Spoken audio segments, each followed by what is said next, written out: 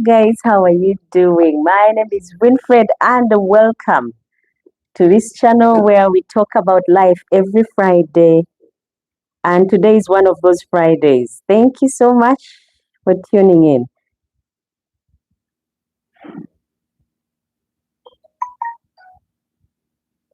I'm so glad that you have tuned in. I'm just going to share the link and we can be able to start.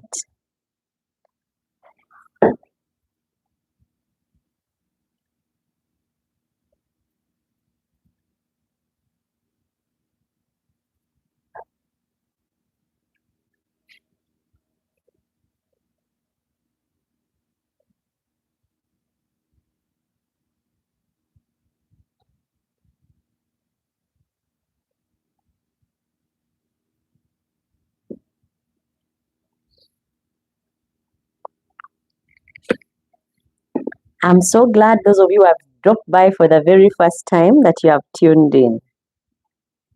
And because it's a live chat, get ready to drop in those comments and we'll be able to read them as and when they drop in.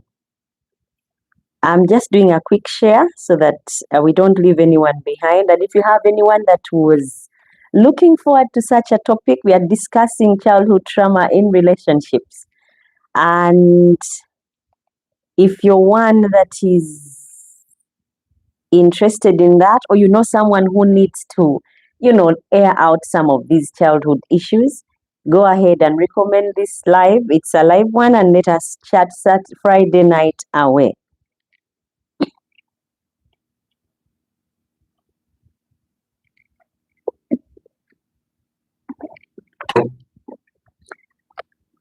Yeah. I hope Friday is going well with you and you've had a nice week all through. But even if it wasn't, guys, the fact that we are here today and we are able to breathe, that is good enough for us to be thankful that we are here today. Thank you so much, guys, for tuning in. Let me know who is watching and where you're watching in from. And it's a live chat. Go ahead and drop in the comments. I'll be able to read your comments as and when they drop in. And let us chat about life this Friday. Today, we are going to be talking about childhood trauma in relationships. And I'm just buying time. So, everyone, grab a bite, grab a drink, and join me as we chat this Friday. It's a live chat, and I'm hoping you're well. Let me know who is watching and where you're watching in from. Once you do that, I'll be able to read that comment and I'll hear your opinion as well. Tell me your story about life and the trauma that you got in your life and how you were able to get past it. Because guys, it's not easy to do life alone. We always need that shoulder to lean on, that person to talk to, that ear that can listen to our outcries, we all need that. So today, this is one of those areas or platforms that you can do that. Let me know your story, what happened, and how were you able to overcome it? Is it something that is still lingering around in your relationships? Is it something that is still disturbing you? Go ahead and let me know in the comment section. Let me know who is watching and where you're watching from. I'm a Ugandan and we are in Uganda broadcasting live. And let me know where you're watching from, whether it's Uganda, who you are. My name is Winfred and all about this channel, a brief one. This channel is dedicated to reading the Bible on a daily basis. And Friday trip, sometimes it's a friendship, relationships, investments, and everything in between. So there's nothing off limit. We talk about life. If it's happened to you in life, we talk about it. And we just laugh Fridays away, or, we share experiences and, share notes as well. So this is one of those Fridays, and we are going to be talking about life. I'm hoping that you who has logged on You let me know who you are and where you're watching from. Otherwise, you're welcome to this channel, guys. I make my notes sometimes and we talk, and this is normally given a 2 hours span. So if it clocks to 2 hours, we normally wind off. Otherwise, it's 2 hours. So if you have nowhere to go on a Friday, you have no one to be with on Friday, you can book a date with us and keep it right here every Friday, unless otherwise, because sometimes there's load shedding and there's no power and we are not able to broadcast live. But if everything stands as is, we are normally on Friday, and you'd be surprised the topics we talk about. And at the end of every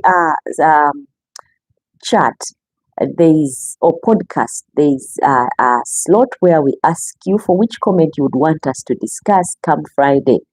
And this time round, the topic that we won is the one of childhood trauma in relationships. I mean, we've all been children before, and there are those things that happen to us that we have carried with us in life, in all the relationships that we have had. So that is the one we are going to be talking about and dealing with today.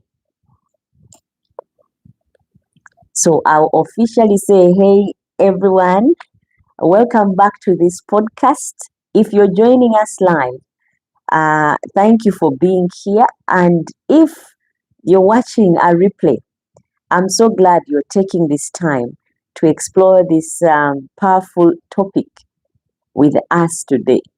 It is a topic we are diving into, something that affects so many of us, and on a deeply personal level. Yeah, how childhood trauma shows up in adulthood relationships. There are so many relationships when I say adulthood relationships, and it is work, it is parenting, it's everything. So if you are one that has got any trauma growing up, this would be a place for you, and I know you will enjoy it. Now, before we dive deep, I want you to know that this is not about a blame game. It isn't about a blame game, blaming what happened to you or who did what to you. It's not about that. This is understanding why we react the way we do, why we choose certain partners in relationships, why we struggle with things like trust, intimacy, and self-worth. Some of those things, childhood trauma can trigger many of those things off, and we act certain ways. So today we are going to be going deep into those areas. Now grab a cup of tea and some bites and join me, and let us talk about childhood trauma. If you've been a child before, I know there are experiences that you can never forget. We'll be dealing with so many things, but here's how today will go. We'll start by defining what is childhood trauma. Really, what is it really? And then we'll break down how it affects your relationships, romantically, friendships, even how you parent your children or relate to your co-workers. We'll explore real stories, give you a psychological insight, and then talk about healing, because the goal is always growth. So those are the things that we are going to be breaking down and diving into this Friday. Now, let me ask you something right off the bat. Yeah? Have you ever related big in a relationship and thought, have you ever reacted big in a relationship and you wondered, my goodness, what did I just do and where did that come from? Yeah? If your answer is yes, type in the chat and say yes. You are not alone. Let us get into it and realize what has brought that up and why is it happening and how can we put an end to it. Because many things happen to us when we are growing up. To be honest, a lot happens when we are growing up. but we cannot carry that baggage all our life. We've got to get to a point where we let go of some of these things and, choose to do life as life should be, and not be there dwelling on what never happened, or what left us, who wasn't there. We need to get to a place of healing and be able to move on. So today we are going, and once they come on board, we will be officially set off. Otherwise, let me know who is watching and where you're watching from as we wait on.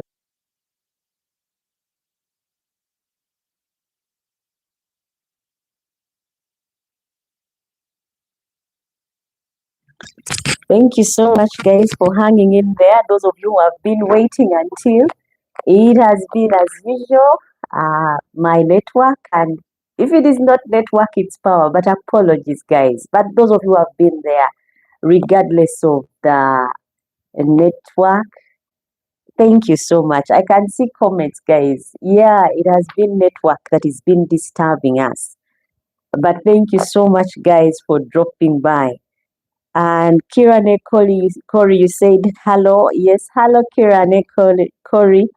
And what's going on? It has been the network, guys. Sorry about that. Cedric says hello, and he says network is back. And I'm glad that you are all on. Those of you who have waited until it started again, thank you so much for tuning in. Hello, everyone, and welcome back to our podcast. If you're joining us live, thank you so much for being here. And those of you who are watching a replay, in case you happen to watch this much later, I'm so glad you're taking this time to explore this powerful topic with us today. Thank you so much, guys. We are diving into something that affects so many of us on a deeply personal level. How childhood trauma shows up in adult relationships is what we are going to be talking about today. Now, before we dive in deep, I want you to know this isn't about blame game. Yeah, it's not about a blame game. I want you to know that this is about understanding why we reach we react the way we do, why we choose certain partners in life, why we struggle with things like trust, intimacy, and self worth. Because the moment you choose to deal with childhood trauma, you'll be able to find out so many reasons as to why you have been struggling with these things, why you choose the partners you do. Some of us go for the really wrong people in relationships. Now, the topic of discussion today is childhood trauma in relationships. So, here is how today will go. We start off by defining childhood trauma, what it really is, and then we'll be breaking it down, how it affects your relationships, romantic friendships, even how you parent, to relate with co-workers. All this is, guys, based on also the childhood trauma that we had and we are carrying to our relationships. And Dina says, hi, members. Thank you so much, Dina, for tuning in. I hope you can let us know where you're watching from. We will also explore real stories, give you some psychological insight on childhood trauma, and then talk about healing, because the goal is always growth. Yeah. Now, let me ask you something right off the bat. Have you ever reacted big in a relationship and thought, my goodness, where did that come from? If you've ever, type yes in chat, in the comment section, because you're not alone. There's so many of us that have gone through things that we cannot explain. And Dina says from the Republic of Bunamwaya. Hi, Dina. Thank you so much for tuning in from the Republic of Bunamwaya. And guys, it's a live chat. Go ahead and drop in the comment section uh, where you're watching from and what your take is on childhood trauma in relationships. It's a live chat. When you send your comment, I'll be able to read it. And I hope you'll be laughing Friday night away after all that you've gone through the day. You know, Friday is not always easy. It's the crown off of the week. If you have nowhere to go, no one to talk to on a Friday night, this is a good place to be. And the fact that you're still here, regardless of all the technicalities that have happened, you truly are a blessing. And thank you so much for tuning in. I wanted to ask, have you ever asked yourself, when you've reacted big in a relationship, where did this come from? Yeah. If it is a yes, drop in the comment section and say yes, because you're not alone. Many of us react big in relationships, but it's because of the things that we went through when we were growing up. Today, we are going to be asking ourselves, what is childhood trauma? Here is the simplest definition of childhood trauma that I can give you. Childhood trauma is anything from your early years, yeah, that overwhelmed your ability to cope. If you went through something and it was beyond what you could cope with, that is childhood trauma. So it's a live chat. Go ahead and talk about it. There is healing in talking, guys. Talk about what happened to you as a child and how you are able to go past it, or how is it affecting you right now in your relationships. It could be big, like abuse or neglect, but it could also be more subtle, like new beginnings, emotionally validated, always having to be responsible, the responsible one, or feeling like love had to be earned.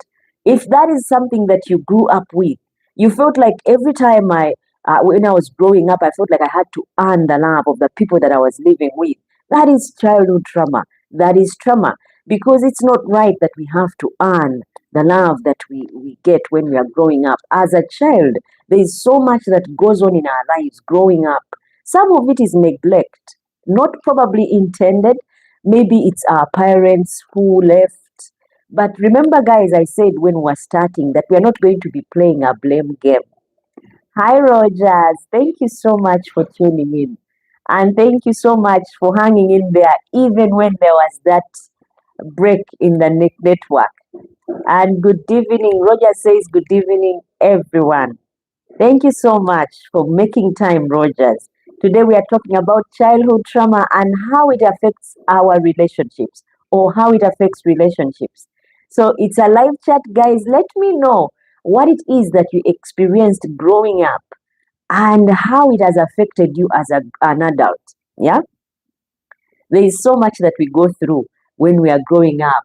There's this gentleman that was telling me that my dad would come at home, and before he gets anywhere, we hear him from the neighborhood when people are greeting, and we would run and kneel, get ourselves ready, put everything together because our father hated a mess. That is what he was telling me. And he says, to date, even in my home, I come home, I expect the same order. So that is childhood trauma for him, because he thought that is what is expected in life. When a father comes home, kids have to run off and be busy, and everything has to be put in order. But sometimes that adds uncalled for pressure and stress to our lives. Now that is what we are going to be talking about today, guys.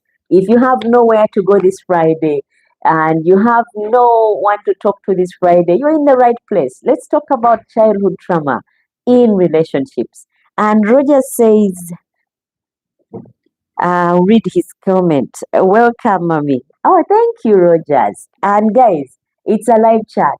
Drop your comments. I will be able to read them as and when they drop in. And together, let us chat Friday night away. Now, let's go through some types of traumas, because there are different types of traumas that we have or go through when we are growing up. There is the emotional neglect. Yeah, it's a trauma that we'll be dealing with. There is the physical and sexual abuse. Some people get to go through that. There is the witnessing domestic violence. We will talk about that one in depth. There is parentification. When I say parentification, is when you had to be the parent to your parent. Probably your father was a drug, or your mother was a drug abuser, or chemical, an alcoholic who gets drunk, and they just drink and fall in places, and you end up cleaning after them. It's called parentification, where you had to be the adult where to an older person. That is also childhood trauma. Abandonment, whether physical or emotional. So we are going to be dealing with those different types of trauma. There is something called the ACEs, adverse childhood experiences. These are to the extreme. Things that you went through as a child that are to the extreme. To date, you remember them. There's a friend of mine who told me while growing up, she was made to do a lot of housework. I mean, it's okay to do housework growing up, but there's the extreme, what we call the adverse, that goes beyond. She was told one time to cook food, and she was also a child herself, and they told her to make nuts, ground nuts. Those of you who know ground nuts, and she put them on fire. In Uganda, we use charcoal stoves, and the poor girls put it on fire and didn't know ground nuts boil over. They spill, and if you're not careful and the heat is too much, they'll just spill over, and you have an empty pot at the end of the day. So she let the ground nuts boil, and they spilled over, and even poured on her feet, and she was scarred. To date, she has scars from the boiling or cooking of the nuts. But she was not only blamed for the pouring, but also beaten, and yet she had wounds to nurse. Remember, from the burns. So that is trauma for her. She grew up now. She's a bigger girl. But guess what? She doesn't even like ground nuts to date. Why? Because of the trauma, that the experience she got growing up and having to prepare groundnuts at home at such an early age. So trauma, guys, that is adverse. Yeah, it's called the ACEs, the adverse childhood experience. Studies show that the more likely you are to struggle with things like depression and addiction. Yes, unstable relationships can also come in play. Now, if for her she went through that. I don't know what you went through, but because it's a live chat, go ahead and drop in the comment section what it is that you have as childhood trauma. What is it that you went through and you can never forget? Remember what we said about trauma or childhood trauma. Uh, it's anything from your early years that overwhelmed your ability to cope. If there is anything that overwhelmed you and you could not cope with, that is childhood trauma. So tell us in the comment section, Rogers, Dina, if there is anything that, and Cedric, even Kira Nekori, if there's anything that you've gone through as a child and still remember to date, and probably has shaped the way you do things or shaped the way you react to in relationships, share and let us know what it is for you. Yeah, thank you, Dina, for your comment. You said being depressed at a young age is not a joke.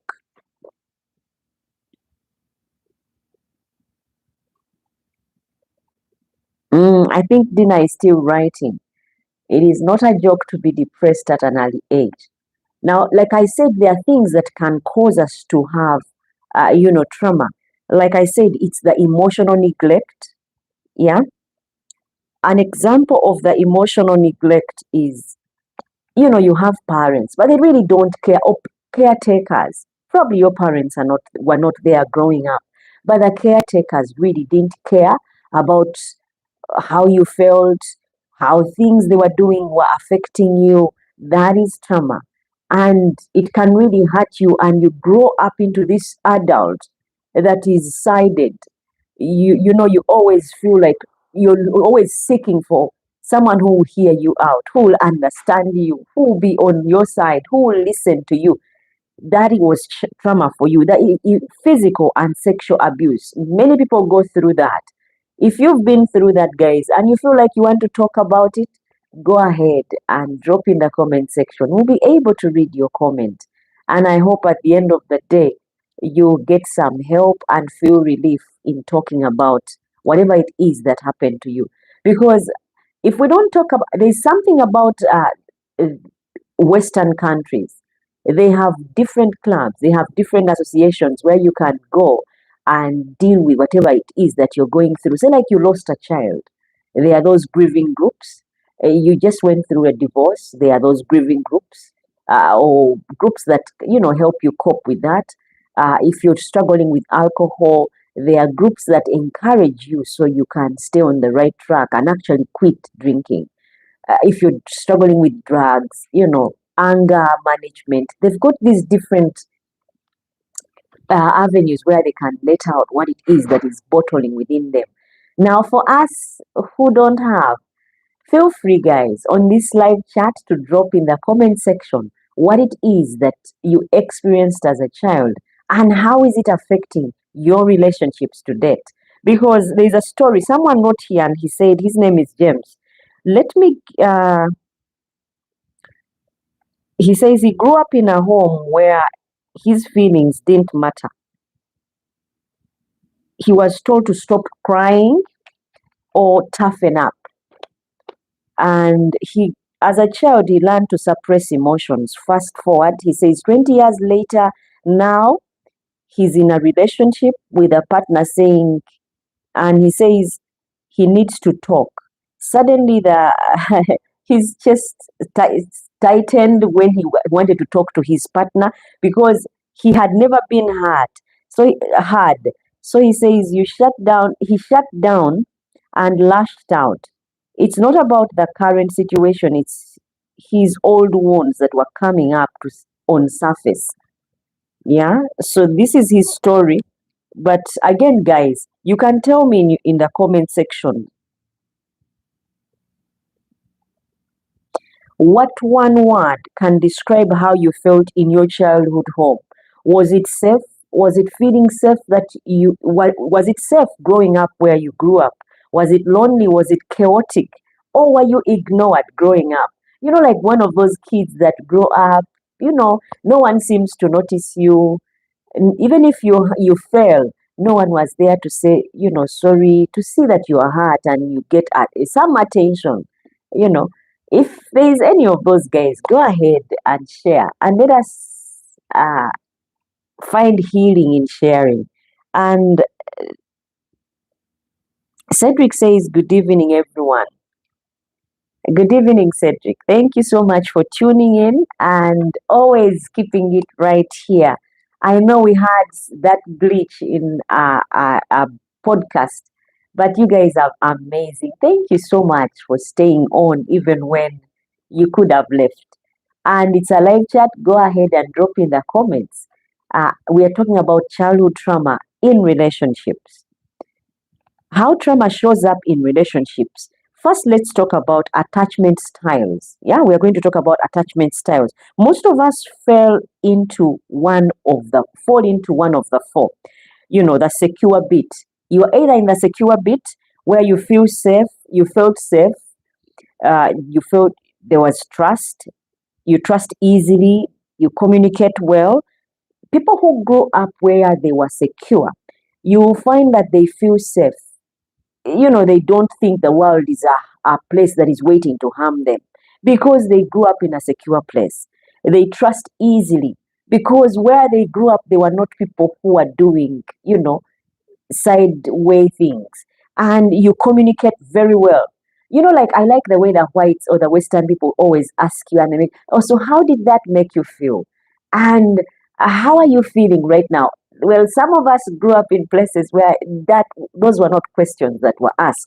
So we grew up in one of these other ones where we are anxious. Because like I said, most of us fall into the four categories. It's either the secure, where you grew up where it was safe, parents were there, they took care of you, they made sure your needs are met, no one was abusing you. And then there were those who grew up in secure settings can easily trust because they think the world is this safe place where anyone can go and be anything. And they communicate very well. Those people who grew up in secure places. But then there is the anxious type. Yeah. You worry people will leave you because probably your father walked out on you, or your mother left you with your dad, or both parents were not there and you are at the mercies of the world. They are those types who are the anxious ones. You need trust and reassurance all the time. because no one was constantly there in your life growing up. So that is also another type, the anxious type, the secure type, and then there is the avoidant type. Yeah, you keep people at a distance because you are kept at a distance growing up. Yeah, so you grow up and you take on that character as well. You keep people at a distance. You don't want them to get close, to come and get to know you because of what happened to you growing up. And when it comes to intimacy, you feel like you're suffocating. It doesn't feel right. It feels like these people getting to know you, wanting to get closer to you, it's suffocating because you are the avoidant type. You don't want people getting in your space because you grew up alone. You literally brought yourself up. No one was there. And then there's that disorganized type. Yeah. A mix of both. They push, they pull, the dynamics of fear, craving for intimacy. Those are the confused type, because of what happened to them growing up. But we are going to go deeper into this. And guys, it's a live chat. Go ahead and let me know what your experience was growing up and childhood trauma and how it's playing in your relationships today. These partners aren't about who you are. Sorry, these patterns aren't about who you are. Yeah, they are about what you learned love was. If you thought love was that, so that is what you actually think is relationships, because that's what you saw growing up. Yeah. Now there are so many ways people have grown up, but I want to hear from you guys uh, about your childhood traumas. Let me know about what your experiences were growing up, because there are so many, guys. And not all of us grew up in a safe and protected setting. Some of us grew up where there was no parent, there was no one to take care of us, to watch over us, and things happened. But on this platform, you can go ahead and share your experience and probably find healing while doing that. Because there are common behaviors we develop from trauma. There are common behaviors we develop from trauma, like fear of abandonment. Yeah. You have you met these people who fear, you meet this person, you meet this nice girl, this nice gentleman, and he's always scared, or she's worried you may leave, or he's worried you may leave, simply because they had that trauma. Someone left while they were growing up. Maybe the parents were in a relationship and the father left, or uh, the mother walked out and went on and started a new life. She had had enough. That can play in your relationships where you don't trust. You're like, if my mom left at this age, if my father left my mother at this age, how sure am I that this person that I've just met will be there for me come, life happening? So all those things happen to us while we are growing up. And guess what? They change us. And before you know it, you're this kind of person that doesn't trust and is always afraid that this person that I've just got, however assuring they are, they will leave. So let me know. It's a live chat, guys. If you've got any experiences about childhood trauma, anything that you think is playing in your relationship, let us hear it, guys. It's a live chat, and I'm waiting for your comments. And I'm also waiting for you to share your experiences growing up, because, like I said, this is one of those topics that many of us can relate to, because we've all had childhood. Let me know whether yours was safe, or it was the avoidant type, or it was, the disorganized type where there was no stability. Today it's this, tomorrow is that, today this one is around, tomorrow this one is gone. Let me know what kind of childhood you had and how is it playing in your relationships. Have you heard of these people who keep on saying, well, for us when we were growing up, we used to walk from here up to, 10 miles to school? There are those people you hear, and they keep on referring to how they grew up and how life was terrible, or how it was hard for them to grow up. Well, those were their times. But guess what? They carry it even to their relationships when they are parenting, and they expect their children to experience life the hardest way because they did go through the same. Now I'm a bit different. I had a tough life. I want to give my children better or an easier life than I had, if God permits me. That is what I would want. Now, let me know in the comment section who it is that is watching and how your childhood played out, or how is it playing out in your relationship today. Many of us are actually doing this because it's what happened to us growing up. Some of us are spoiling our children simply because we had it rough. There's this lady that I happened to meet. She grew up, her mom had walked out of the relationship and left her with her father. And so she grew up with the relatives on the father's side. Now, those relatives were not easy. They would, Cedric says, I was beaten a lot in school. I was beaten a lot in school, even when innocent. Now I don't want my kids beaten. Can you imagine? Now that is childhood trauma for him. Because of what happened to him growing up, he doesn't want the same to go to his children. Because believe it or not, guys, what happens to us plays out in our relationships. And I'm hoping, Cedric, you're not beating any of the ladies, or the lady you've not beaten, or you're not beating the lady in your life if you have one currently. Because, like I said, beating, you know exactly how it feels. So you don't want to pass it off to someone else. Yeah, thank you so much, Cedric, for sharing. And I'm waiting for Rogers to also say something, and Dina, because I believe you also had a childhood, and let us know how your child experience was. Otherwise, I was telling you about this lady. So, because her mom had walked out of that relationship, she stayed with the dad and the relatives of her dad. And the dad got some ailment while she was growing up and died. So she ended up with at the mercies of the relatives. Those are the aunties. Rogers says, what about Lillian? Lillian, we are waiting for you as well in case you're watching. Rogers, I need to hear your childhood trauma. Is it still playing in your relationships today, or was it something that happened and you are able to get over it and have better relationships? Rogers, share, please. We are waiting.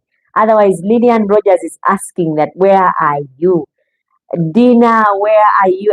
Yet to hear your comments. Dina says, due to childhood trauma in my adulthood, I fear rejection, so I turned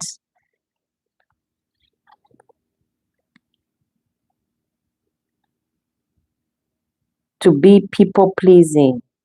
I fear criticism, low self worth, and I have poor boundary with brothers.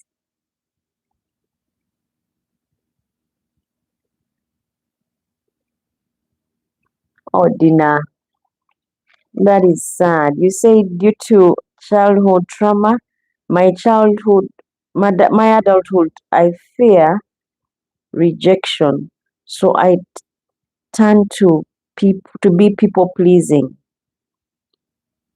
Fear criticism, low self worth, and have poor boundaries with brothers. Now you can see how that plays in our lives. Now, Dina, this is what I can tell you about, especially when you said that you fear rejection. Because this is a Christian, but I shared my trauma. Go back and read it. Oh, she said she'd shared her trauma. Let me read it. Or she said being depressed at a young age is not a joke.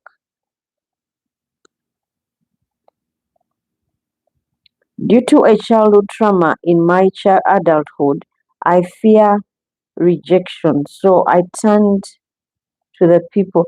Now, I don't know what happened to you growing up. I really don't know. I really don't know what happened to you. And Roger says that's why my dinner loves money. I hope money can rub away, your fears, dinner. But going back to, on a serious note, what you just said, you said because of what happened to you, depressed as a child. I don't know what happened to you, and you fear to be rejected by people. But this is what I can say because this is a Bible based channel. Uh, this is what I can say, that we learn to go to God. Me, I've learned one thing. Now, I'll tell you this. My mom passed when I was a child, when I was really young, and read it before the first one.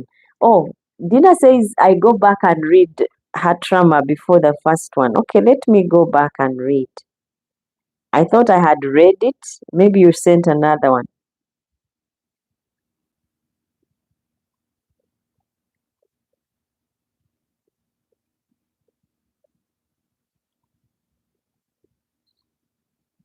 Dina, so far I can only see two messages. And Blessing, thank you so much for tuning in. How are you, my dear? Thank you so much for tuning in. We are talking about childhood trauma and how it affects, how it plays in relationships. So there is anything you want to talk about and add to our comments, go ahead. And if there's any advice, go ahead and give it. Otherwise, welcome, Blessing. Thank you so much for tuning in. Dina, I can only see two comments that you sent. You said being depressed at a young age is not a joke, but due to childhood trauma in my adulthood, I fear rejection. So I tend to be a people pleasing. I tend to be people pleasing. That is what I've seen, and so it's what I'm talking about for you, Dina. Yeah. This is a Bible based channel and we talk about life. Now, me, I can only direct you to God. You cannot please everyone. You can never please everyone. Now, I'll talk about myself. My mom passed when I was quite young. And when she did, I learned that I cannot trust anyone. I am in this alone. I mean, I had siblings, but I realized anyone can leave me anytime. And because of that, I had my own issues where, because I grew up without a father, yeah, because I grew up without a father, and it was my mom who was taking care of us, and she passed. I grew up and I had issues of trusting people because I thought they would leave. But that didn't break me. I chose that in this world, I'll love myself and I'll take myself as the priority. I'll love myself first. And then I found a bond with my siblings. Then I knew these are the only people I have in this world because we went through it all together. And because we went through it all together, it made us tight. Life happens much later. But while we were going through it, I knew those are the only people I had in this world. But then it came into play when I was married. I got into a relationship and got married. I had no patience. I was like, anytime you leave, because my trauma was my mom was independent. She never had, my dad was not in the picture. And so my mom made it. So I got married and I was like, I will make it with or without a man. So I don't know what you went through, but whatever we go through either makes us or breaks us. Now we are the ones that give it that platform. You can take away that platform from whatever trauma it is that you went through. If it is being a people pleaser, you don't have to, because people can never really, really appreciate you for what you are giving. And you don't have to please everyone because then you become a doormat for anyone to step on. Love yourself first, put yourself first, and before you know it, love will find you, and those who truly love for you are or who are for you will come in and love you out as well. Now, I want to read some comments. I hope, Dina, that helps. Otherwise, the bit you said that you have so low self worth, here is where we go or go wrong. because of what happened to us growing up. Then we devalue ourselves. We think we are, as the world has set measures, that is good enough. You don't have to be like the rest. Love yourself because God loves you. And if you do love yourself, others will find their way with you and love you along the way. But if they don't, or if they happen to come in late, that is still okay. You do you first, you love you first. And then people like Rogers will drop in as well, and so many others along the way. And Blessing says, okay, thanks. And Rogers says, I remember my mom was a talkative lady. Up now, I never liked a talkative lady. Never, never, never, ever, and ever. Yeah, it's amazing what the things we go through in life, how they play much later. You grow around people who drink, and then you hate taking alcohol. You hate drinking. Why? Because you saw how people who are in your life were drinking and how it affected them. You're like, I will never drink. There's that gentleman I also met who said my father was a drunkard and is the one who knocked me off alcohol because he would drink to a stupor and come home when he has wet his pants and messed them up, and then my mom would have to take off and clean. So that is also abuse because of what he saw, witnessed growing up, and it's trauma. So that knocked him off alcohol. I know it wasn't a good thing, but it helped him in the end because now he's not drinking. And another one that I had was this gentleman who said, I will never have more than one wife. And he kept on saying it, I can never have more than one wife. I want to have all my children with one woman. He kept on saying that over and over, and we were wondering why. And he said the reason for this is because my father is an Al-Hajj, and he had us over 50 children, and he would take us to the same school. As long as the woman finds out Hajj's children are in this school, all the women would bring the kids there. So when it's time to go home, Al Hajj would bring a bus to take these kids back home, and he would read them name by name because they register with him. But this one had not registered, but the mom had told him, that's your dad, and you need to go in that bus because he would take you to his house. And while he was boarding, the man said, and what is your name again? Who is your mom? And these kids were watching. And it was such big shame. And he said that from that day, people started making fun of me. Like, my father doesn't even know my name. It's that bad for me. So he said, I can never, ever have more than one wife or one woman. Why? Because I want to know all my kids and I want to know who their mother is so that I don't ask, because that happened to him growing up. And because he was made fun of, he vowed never to have more than one woman in his life. So, guys, there's a lot that happens to us. Some of it is light, but some of it is really big and it hurts, and we carry it with us growing up. Now, Rogers here is saying that his mom was talkative and that knocked him off talkative people. He doesn't want to be around them because the mom was too talkative. Can you imagine? Now, all Rogers wants is money. As long as you have money, Rogers can be with you. You can talk, but as long as you have money. And Rogers says, Mommy, you remember me, my grand aunt. My grand aunt was a drunkard lady. You reminded me. My grand aunt was a drunkard lady. For sure, never drink alcohol.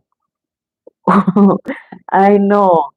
Those things that we go through traumatize us to a point where we vow we will not become them, like the people that we were with. Or it is in rare occasions that we really adopt what we saw that was not good growing up. Now, I don't know what happened to you, Dina, growing up, but whatever it is, I pray that God will help you so that you do not be anymore a people pleaser, because then people take you for granted. Dina says, I've skipped her trauma. I don't see it, my dear.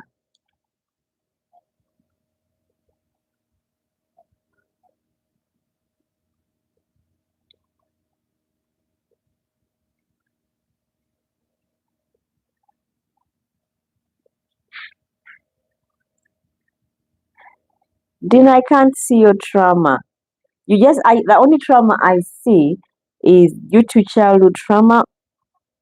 I don't see any other a description of it. That's why I keep on asking, what is it that you had as trauma growing up? It is after Rogers. Oh, you said being depressed at a young age is not a joke. Is that what you said? Because if that's what you said, then I've read that one. But it doesn't explain in detail what happened.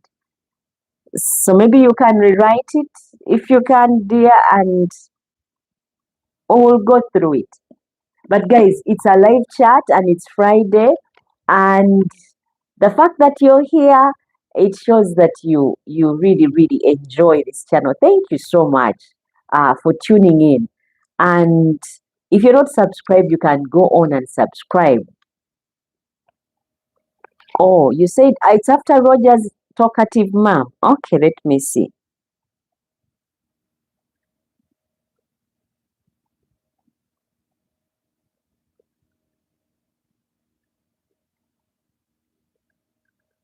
I think you didn't send it because after Rogers is again Rogers when he was talking about the grand aunt who was a drunkard lady. So there is no trauma there explained.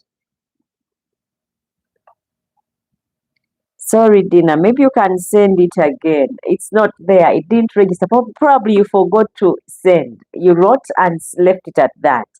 Otherwise, guys, it's a live chat and you can go on in the comment section and drop your comments. Let me know how trauma has affected your relationships because it does affect us. The way we parent our children. If your father was one that was abusive, beating you, beating your mom growing up, trust me, some people, because of what happened to them growing up, they carry it. You can grow up as a child and all you think is you don't ever want to have children because you start thinking that probably when you are a child, when you have children, they push you to a wall where you start beating them and then you start beating everyone, even the mother. And I've just seen your comment, Dina. Let me read. I hope this time I'm not skipping anything.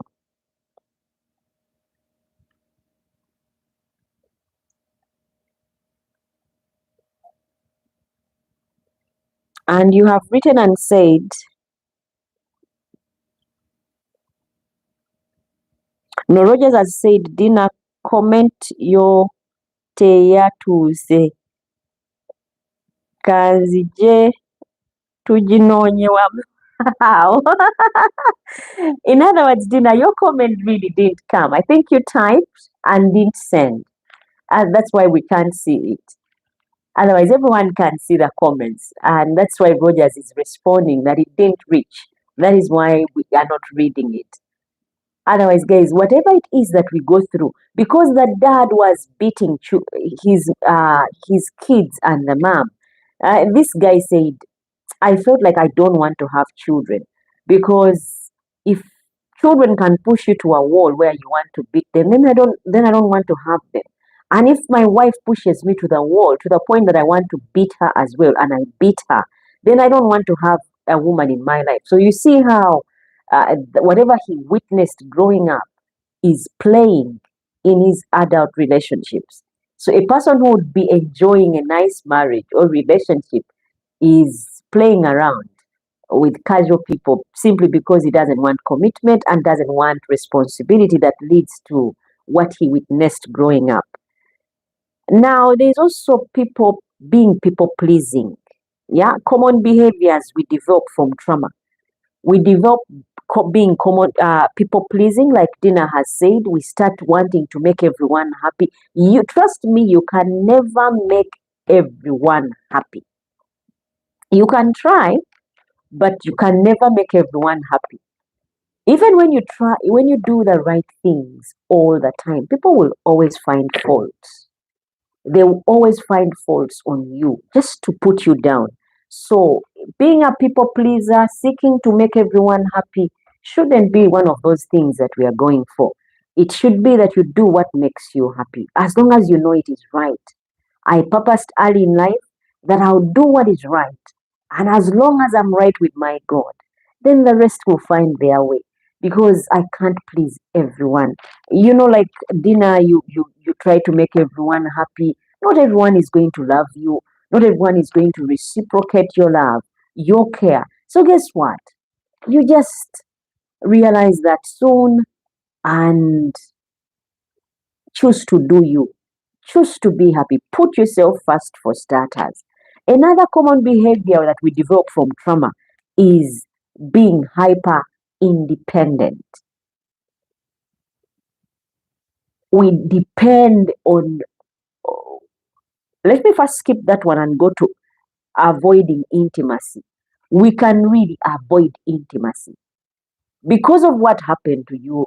Probably you saw how it ended with your parents, and you're like, mm-mm, I don't even want to get anyone to get to know me. I'll just buy people off the street. I will not be in a relationship. Or you don't, anyone trying to get closer to you, you back away. Why? Because you think this one may also get to some place where they will just leave me. Because you have been left before, probably by your mom or your dad. And those are the worst people that can ever leave you. If your mother leaves, oh my goodness, it's like you're left alone in this world. It really feels alone. And because it does feel alone, you don't want to stick in any relationship at all. Even if it is your father, if you feel like you've been in a nice family where the father is there, the mother is there, and then the father just chooses to go. Like there's this lady, this is a story I have to tell. This lady says her mom was with the dad, and then the dad was so much of a womanizer. He would leave and then sleep with the ladies on the same village, just next door neighbors, and have kids with them. And then they would go to the same school as her. And then the father would come to visit these other children and leave and not bring anything for her. And yet she goes to the same school. And her mom coped with this and stayed in that relationship for 20 years until one day the father got this other woman on the village just further down and left the house. But years later, after things had fallen apart, the father came back after like another 20 years, because then they would be married 40 years. The father came back. And when he chose to come back, every one of the kids hated the dad because he was not paying fees for them, and yet they were going to the same schools as these other kids he was fathering everywhere else. And they would see him come to visit these other kids, but not them. And that hurt them a lot. Until one day, things fell apart where he had gone off and came back home. Remember, their mother was the wedded woman.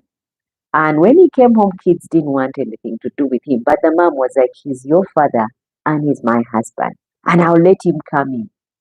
Now, this girl said for her growing up, she really didn't want to be married because there was no constant figure growing up.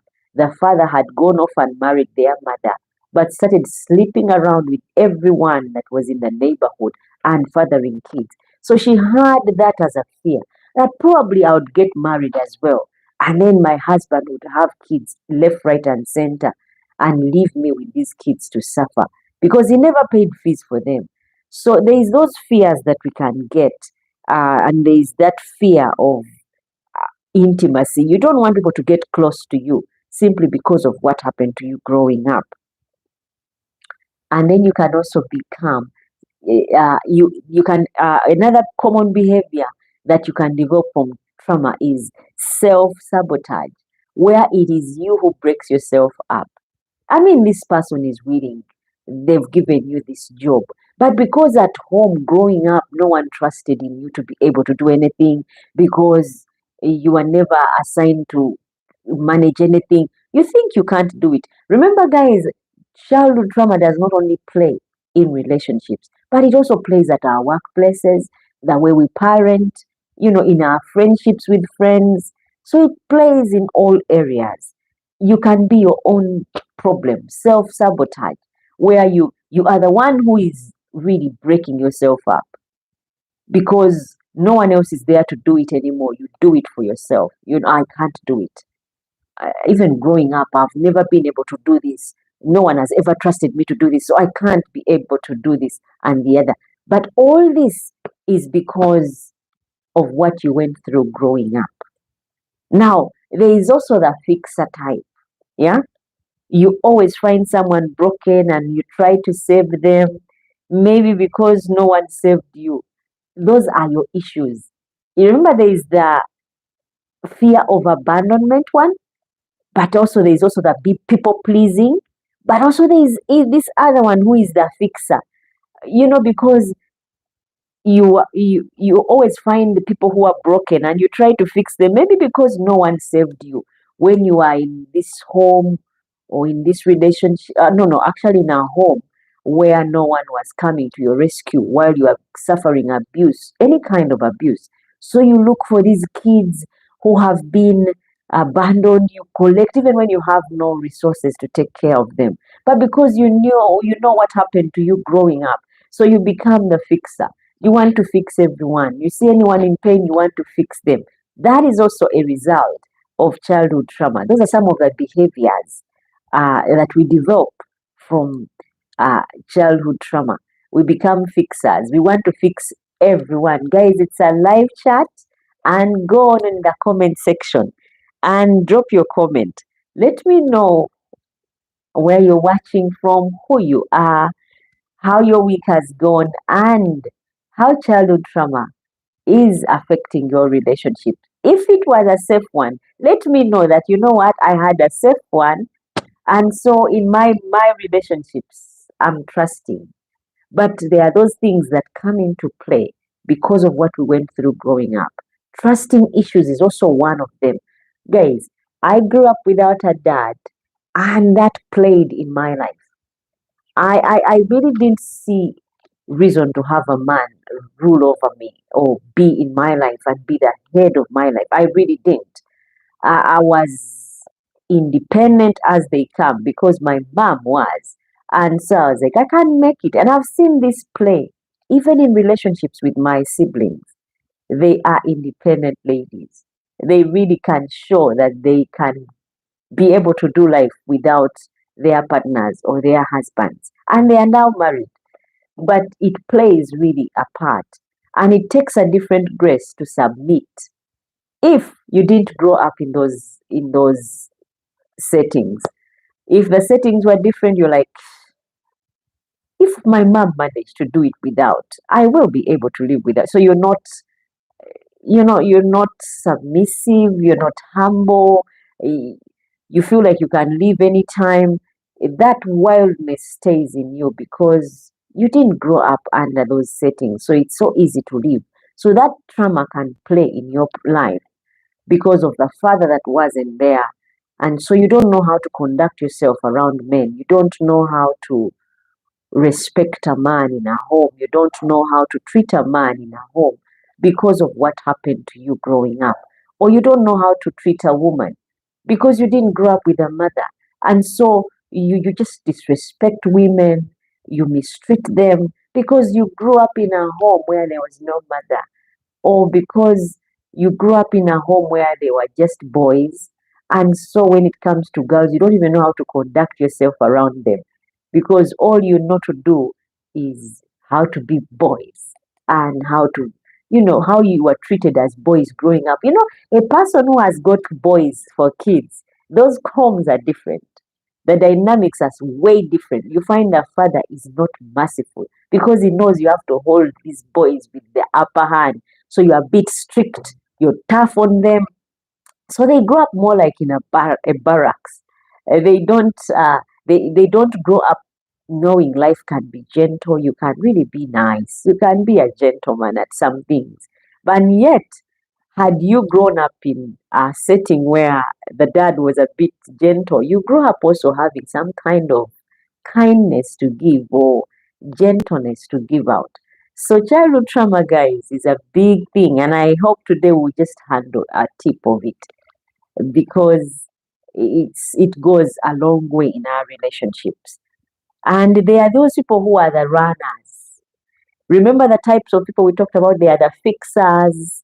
Uh, they are those who are fearful of abandonment, those who are people pleasing, those who are self sabotaging. But now they are those they call the runners. As soon as one gets too close to them, they run. As soon as someone is trying to get close, to get to know them, they bolt. They are the kind that just flee. They are the runners. They don't want to settle. Why? Because they never knew that growing up. Now, I would have been that type because my mom was an independent woman and I didn't grow up with a dad. And because I didn't grow up with my father, guess what? You guys, I felt like I could leave you anytime. You cannot be ruling over me. You can't, own me because I didn't grow up with a father. So a father also plays a big part in the growing up of a child because if he's not there, a girl child would be affected just as much as a boy child. We tend to think that if you have a boy, it's okay if they don't have a mother as long as they have a father. Well, even the boy child would need his mother because then he's a balanced out child. He's caring much as he's uh, protective. He cares, he protects because from the father he learns to protect, but from the mother, a child learns to care. Now, if it's a girl child, from a mother, she learns to take care of others. And from a father, she learns to be loved and to receive love. Because from a mother, she learns to receive it, to give love because mothers give out love. And from a father, she learns how to receive love because fathers give love. Now, if those settings are not the ones that you get growing up, well, you grow up not balanced and you really don't know how to give love because you've not received it. And so you don't give out care because you didn't receive it. You are an imbalanced kind of person. So that can play in your relationships where you expect to be loved, but you don't know how to give it. You expect to be respected, but you're not respectful. You expect certain things, but you're not giving them because you never got them. It takes something else to give what you never received. It takes really a lot. I hope, Rogers, on that one you agree with me. And Dina, I hope you are able to rewrite your childhood trauma. Otherwise, blessings, you got quiet on me. I don't know whether you're still there or you tuned off. Let me know about childhood trauma and how it affects relationships. Now, we're talking about runners. Those are the people who run off as soon as you get close to them. The moment you're trying to know them, they just run because they don't want attachment to anyone. That would be me, like I said, that would be me because I would see you a mile away. I see you wanting to know me, wanting things to get serious, then I would just run because I didn't know that bit. Because, like I said, my dad wasn't there and my mom passed quite early. So it made things a bit different for me. And so I learned to make my circle small. And so small, I didn't want intruders. It had to be just small. Me and my siblings, and that was it. So if you're not one of them, then I don't need you in my life because you'd leave anytime. You could leave. And so it was hard for me to accommodate other people. My circle was really, really small. When I say small, it was small. Now, there are those again who are the clingers. Yeah, they cling because you need constant validation because you never felt chosen as a kid. They are the clingers because they were never chosen. They were not the best. When the mother was leaving, she left with the others and left you behind. Or when your father was leaving, he chose the other over you. And so when you find someone, you tend to cling on to them. You don't want to let go because you want, please, please, let it be me, let it be me. So you go out of your way, you pour yourself out to these people that probably at times don't even reciprocate your giving simply because you never got it as a child. And so you want someone who would always choose you. Those are the clingers. You need constant validation because you never felt chosen as a child. No one chose you. No one said you are pretty. And so you think the first person who says, I love you, should be the one you settle with. That is also so wrong. We are all beautiful in God's eyes. And Blessing says, I didn't have any relationships with my mom. My mom good at drinking alcohol. And one day I was reading for my exams, S4. She tore up my books. Oh my goodness, I cried. Sorry, Blessing. Yeah, there are some things we go through that really shape us different. I don't know how Blessing that worked out for you. How are you now are you a mother? How are you as a mother? Because some of the trauma that we go through does not allow us to reciprocate what we got. Because I bet you never, you are a better parent to your children. You must be a better mom to your children. Huh? Nava, let us know how you are. Are you with children? Do you have any? Because that can play two way. You can either be the protective mom who vows never to drink, or you can be one who says, I can never have, children because I don't have it in me to give love. So which one are you, Nava? Are you are you one who do you have children? Because that can really hurt you so bad. But it can also help you in one way if you choose to look for positivity. I've learned in life to look for the good in everything. Because you imagine your mom was an alcoholic and you chose not to drink. Why? Because you saw how it made her turn out, and so you didn't drink. And that can make you the best person in the world because then you'd give what you never got. So there is a way we can play with what happened to us and turn it around for our good. And Jasper says hello. Roger says sorry, Nafa. Really, really, that was bad. That was bad. And I'm a mother of 3 children. I can never allow my kids to go through what I went through. I thought so. You must be an incredible mom. You must be. Because there is no way we can pass down what went wrong with us. There is no way. There is no way. I can never drink in my life. Kudos to you, sister. Kudos. I mean, it does affect us. It does. Now, me, how trauma worked in my life was this. My dad was not in my life growing up. And because he wasn't, I grew up with my mom. I was like, if I ever have children, I'll try as much as I can to make it work. If I ever have. And this thing had played so much in my life that I had even not seen myself have becoming a mother. I had never seen myself becoming a mother. So while we were growing up with my siblings, they would sit and dream. One of them, my oldest sister, wanted to have many kids growing up. And so she would say, I see myself on my wedding, I'll wear this color and I'll have many kids. And I could not even see that anywhere in the picture. I couldn't see myself married. I couldn't see myself with kids because that picture was not there. It was tainted by my dad who wasn't there. And so I couldn't see it.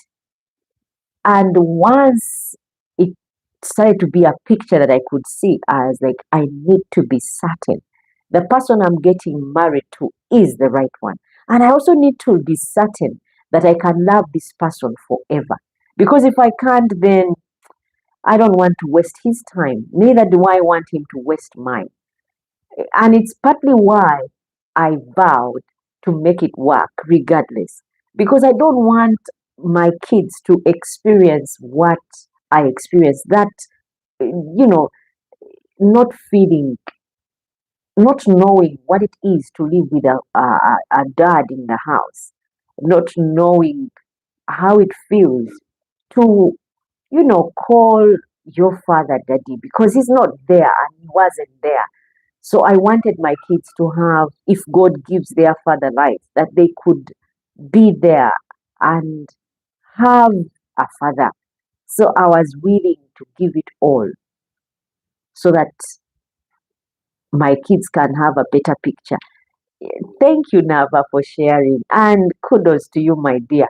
That is why I'm saying, Dina, I'm waiting for your story. And Roger says, Nava is my true wife. Nava, did you hear that?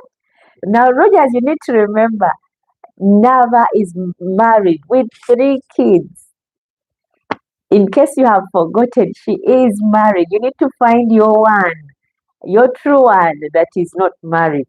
Otherwise, trauma really can knock us out of things. And I'm glad you didn't give up on having children. Some experiences we have are so bad, we don't even want to relive them.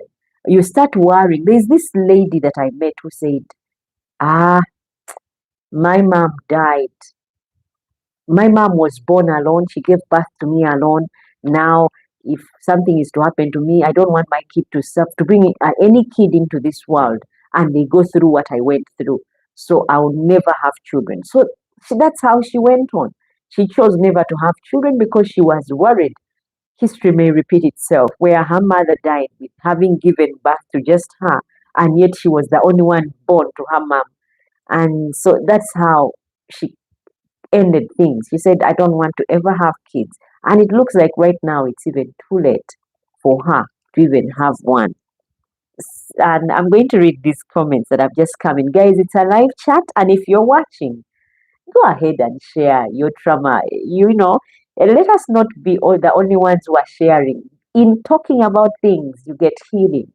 And my dear, that healing is good because the people in the Western world realize that they have all these associations where they talk about the things that went wrong with them and how they were able to overcome them, and they are live at better places right now.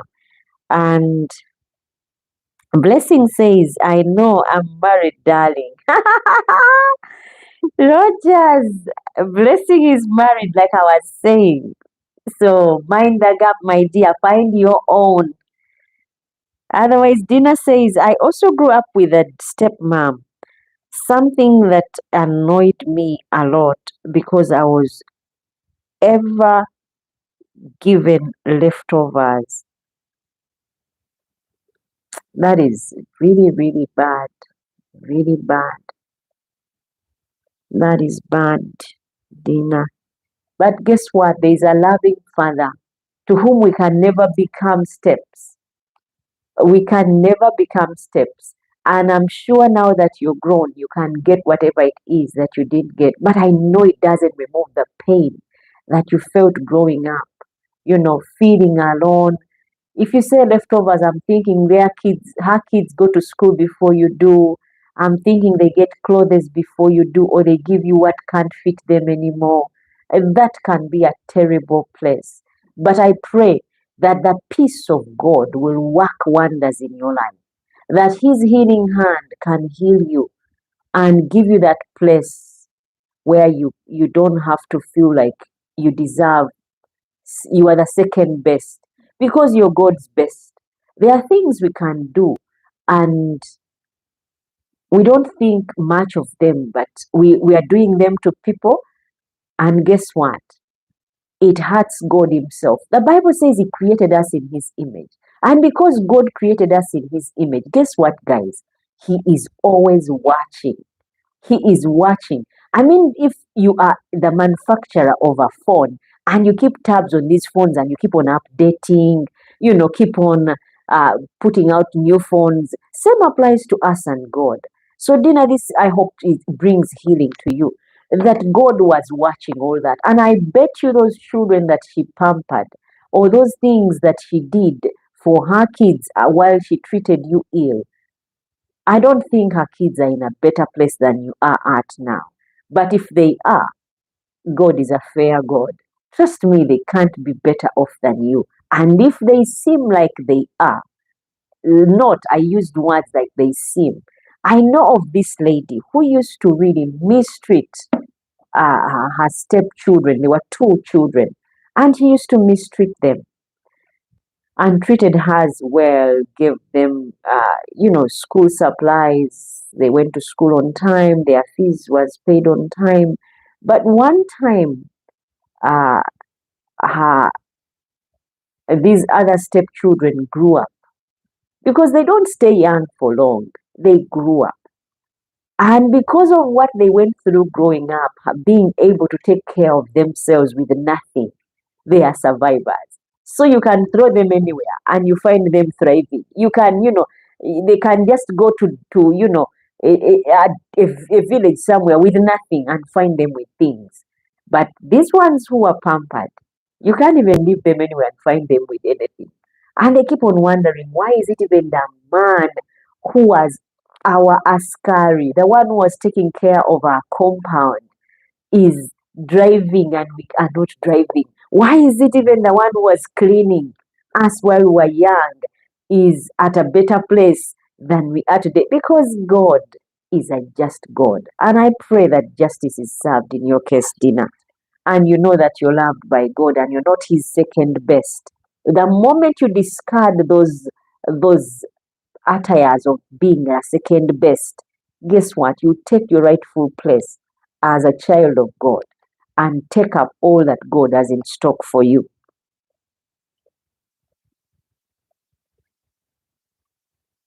And Cedric says, sorry, Nava, thank you for choosing to be different.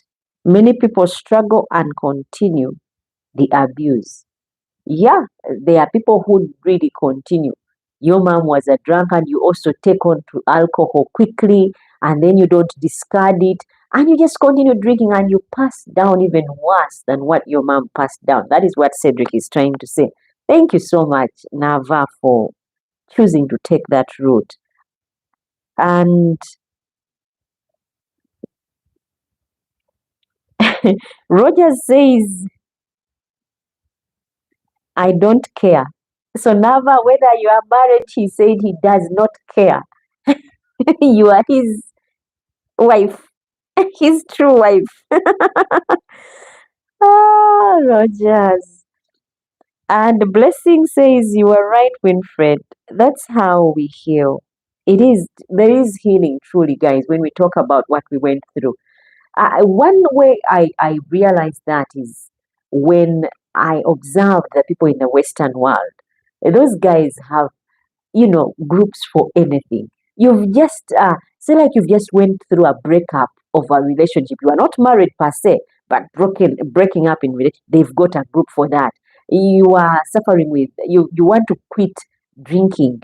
They have a group for that. You want to break away from drug use.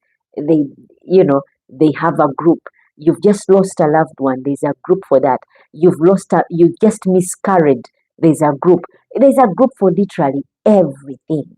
And there is healing in speaking about things, especially us women. Statistics have shown that gossip to some degree helps us live longer. I don't know how far true that is, but I think it is all about talking about things and letting them go.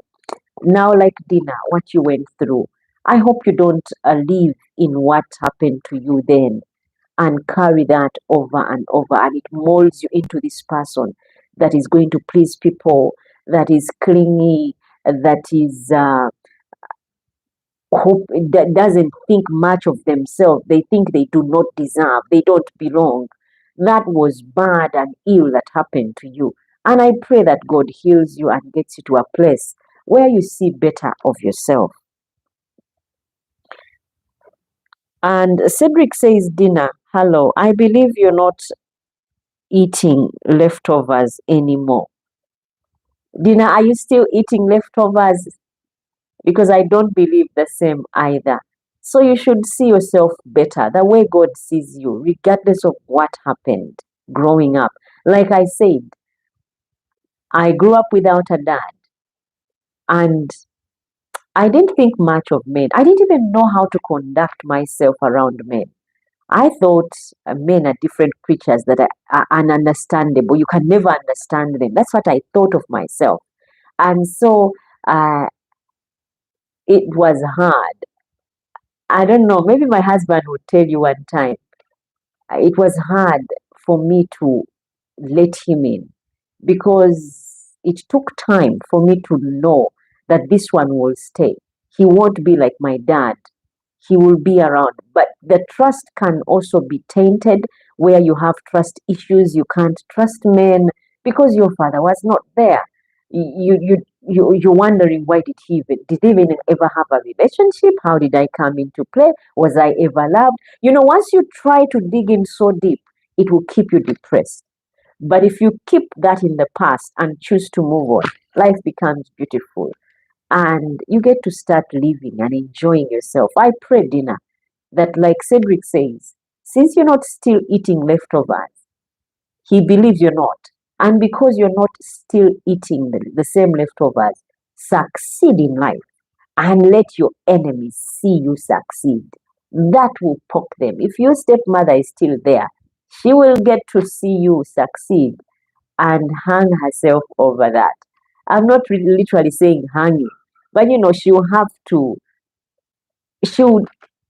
to deal with your success because that was her problem. And she is molding you to this person that is out to please everyone because no one thought of you first and no one gave you first position. I pray that the Lord wipes away your slate clean and you start afresh where there is no pain. I pray for you that, my dear. And Blessing says, Cedric, it's okay, thanks.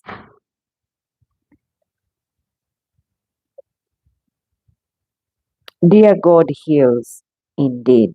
He does heal.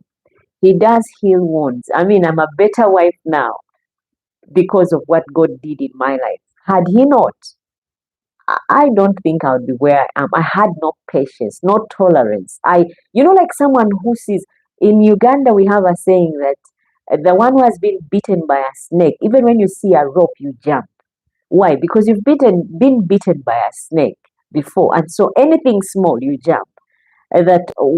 Twice bitten, there's a way we put it, twice shy, once bitten, twice shy.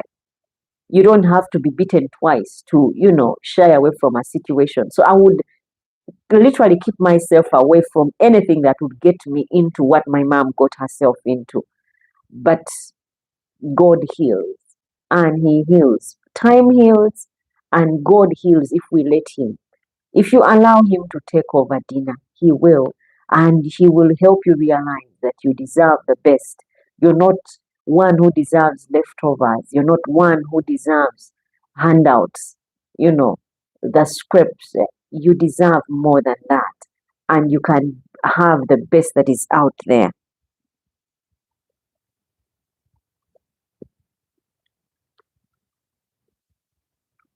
And Roger says, but on a serious note, alcohol is not good. Now, I bet Rogers is saying alcohol is not good because he had an alcoholic in the family. Because really, it reduces someone to nothing. And if we can all drop it, alcohol is really, really bad. Not only does it go in your system and mess things up, it goes in there and also changes you as a person. And you do things that are degrading, Like imagine messing your clothes up and your child having to get you off the road and taking you home, it's degrading. So alcohol, like Roger said, is bad, it's not good. And Cedric says success is the best revenge. So Dina, succeed. Purpose to succeed at whatever you're doing. Whether it's what, however small, purpose to succeed. And let those who wished you bad growing up, who never thought of you as much, watch you succeed. That is the best revenge you can ever serve out hot to your enemies. And like Cedric has said, Cedric, thank you so much for that. Blessing says, Cedric, you are right. I actually agree with those two about succeeding. Succeed. Make it work. Make it work. Now, when I was getting married, I was worried. Oh, I didn't get the fear right on. But when I got into church, I was going through a corner just before I get to the place where everyone can see me. And I was like, what in the world are you doing with yourself? Are you for real going to get married to this man? Do you love him that much? Do you think he will stick around? And I remember telling my husband that we better make this work. Because if for any reason you have any doubts, anything, let me know here and now, and I'll leave. I'll just leave so we don't get to go through. Because I had seen it in the past with an absent father. So I had seen it and I was not ready to go through it myself. My mom had gone through it. I don't know what hassles she had to go through to, take care of us. But I purposed. Now from there, I chose as a person that I would be a better mom. I would hang in there, and I would hope the person I'm getting married to would also be able to pay the same price. Because minus the both of us realizing that we can't make it work. Now, this is how childhood trauma can come and play in relationships. My dad left, so I leave, or I get into a relationship. In Uganda, we have this tendency where we are getting married and you're briefed by a group of ladies they call sengas or aunties. Those ladies come in and they talk. They tell you men are cheats. They will cheat. They will have children left, right, and center. So you get into a relationship already biased about the man that you're getting married to because they will advise you ill, and so you follow what you have heard from your aunties about what men do. But not every man is the same. I know men like Rogers are different, even when he loves married women. I know some men are different, really, and they would play different cards given a chance.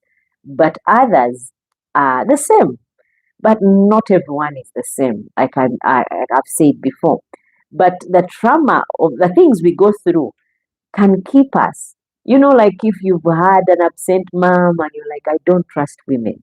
Women are all whores because my mom was, so my wife will be, or everyone is, or if I have children, they'll also be whores, little whores. So I don't want anyone female in my life. I don't want to commit.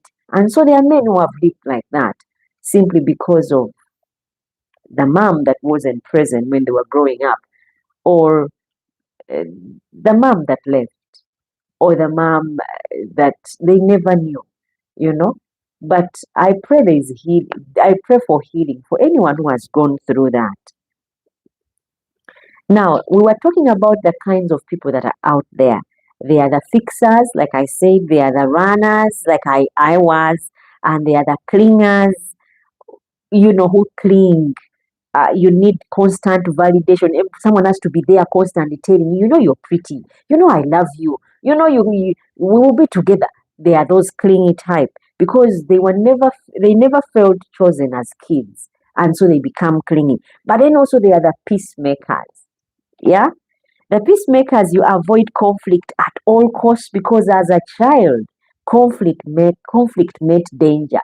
So you avoid conflict. You don't even want someone to start any argument, even if it is a small argument. You don't want that started. Why? Because you think they would start off like that and probably leave you, or they would start off like that and end up beating you, or go off and start drinking, and it would be a whole different platform. So they are the clingers, they are the runners, they are the fixers, and the peacemakers. The peacemakers had it rough growing up, and so they want peace. They want to make sure everyone is happy, because they know once people are not happy, things may turn out different depending on what they witnessed growing up. Now, which one sounds like you? Those of you who are watching, which one sounds like you? Are you the clinger, Cedric? Are you the runner, Roger? Are you the uh, peacemaker, Nava? Are you the fixer, Dina? Which one do you think you are? Are you the peacemaker? Are you the runner, the clinger, the self-sabotage, the one who avoids intimacy? Are you the people pleaser? Are you the one who fears abandonment because of what happened to you? I pray that by the time we are done with this podcast, every one of us will find our way and find ways to get past it. Because what doesn't break you guys makes you. I mean, if it doesn't break you, it will make you a better person. I mean, we've witnessed from Blessing, who said she's a great mother to her children and can never drink alcohol. And Blessing says, I'm a peacemaker, my dear. Oh, that is good. That is very good. I think I'm a peacemaker as well. I would really love that things are flowing very well so that we can be able to live with each other. Even when I'm at work, if I go to work, I want, to be in the good books. I don't want conflict because I know what that does. It can cause people to walk away. It can cause people to just run. And Rogers, I'm yet to hear who you are. And Cedric, I need to hear. Jasper said hi, and that was it. I don't know whether Jasper falls anywhere. Uh, let me know where you fall, guys. Are you people pleasers? Are you the ones who fear abandonment? Are you fixers? Are you runners? Clingers? I think Rogers, you are a clinger. I think you are a clinger because you are clinging on to Nava and she's already married. So let me know where you fall, guys, on that one. Otherwise, I've got also some expert insight on this one. There's a doctor called Gabor who says that trauma is not what happens to you; it's what happens inside you as a result of what happened to you. Uh, Blessing sent an emoji of laughing. But I was talking about the expert insight. There's a doctor called Gabor who says that trauma is not what happens to you, it's what happens inside you as a result of what happened to you. I'll say it again, that trauma is not what happens to you, it's what happens inside you as a result of what happened to you. Now, an example is Dina said she was given leftovers. Now, what happened inside her was the feeling of she's not, self worth was lost. The feeling of she doesn't belong. The feeling of she's not loved. Uh, she has no one, because if she had someone, she wouldn't be getting leftovers. So that feeling that we get from the trauma uh, is what the doctor was talking about. That trauma is not what happens to you, like you are beaten or you're given leftovers. It is what happens inside you. That feeling of you don't belong, you don't deserve, low self-worth, depressed. It is that is what he defined as trauma. And he says trauma shapes your lenses. It's like wearing glasses with smudged lenses. This doctor said that trauma is like wearing glasses with a smudged lens. Yeah, trauma shapes the way you see things, the way you relate. Why does he say that? An example is Nava said her mom, yeah, was a person who used to drink. And because she used to drink, one time she tore her book and she was reading for senior four. Now that made her see in a different way alcoholism or drinking. And for that, she vowed never to drink. Same applies to Rogers, yeah, because of his step auntie. step grand auntie, something like that. Yeah. Now, because of what happened, you start seeing things differently. That is what this doctor was trying to say, that trauma shapes your lens. It's like wearing glasses with smudged lenses. You interpret everything like love, rejection, silence through that distorted view. I want to read what Rogers just wrote. He says, "Good night, everyone. Mommy, what did?" Good night, Rogers. Thank you so much for tuning in every single time. I know you are busy, you work at night, but making time to be here, I'm blessed and I'm honored that you are always here. Thank you so much. And I hope to see you, to hear you from you next time. And just to go back to what we're talking about, that trauma shapes the lens, uh, the lenses, your lenses. It's like wearing glasses with smudged lenses. You interpret everything, even love, rejection, silence, through that distorted view.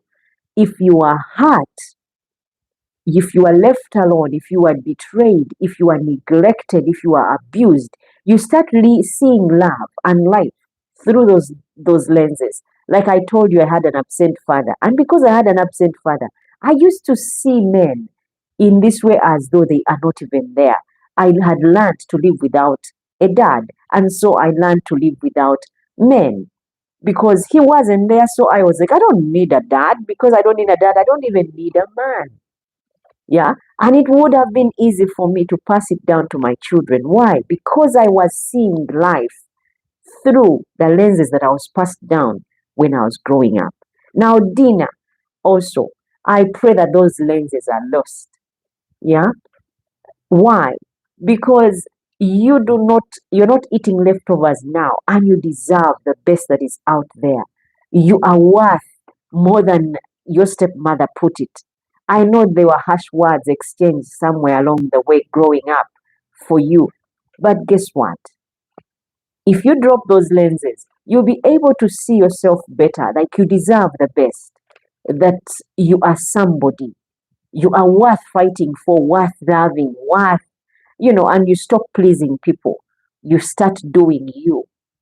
There is a way we all take trauma. Some of us choose to see it in a way that helps us heal. Others choose to embrace it, and it really sucks us down. I pray, Dina, that you change your lenses and see life differently. And Cedric says, "Thank you, Rogers," and high fives you. Now, we can also see love, rejection, and silence through distorted views because of what was passed down to us. Yeah, Rogers said that his aunt was an alcoholic, and no, his mom. So no, he didn't say his mom. He said his mom was talkative. She's talked too much, and from there he grew up not wanting to be around people who are talkative. I think he doesn't even want talkative ladies. Why? Because lenses of talkative were handed down to him, and so whatever he sees is distorted. He doesn't like anything that is to do with talkative people who say so much. That's why he has even said his good night and gone off to bed. Otherwise, trauma, the trauma bond and toxic cycle is also another thing. Now, this is where it gets deep. Yeah. Let's talk about trauma bonds. They are powerful, emotional attachments formed through repeated cycles of abuse. You can really have repeated cycles where you go to this relationship and it's the same thing to another one and to another, and yet you grew up in the same setting. That can really be bad. It is painful and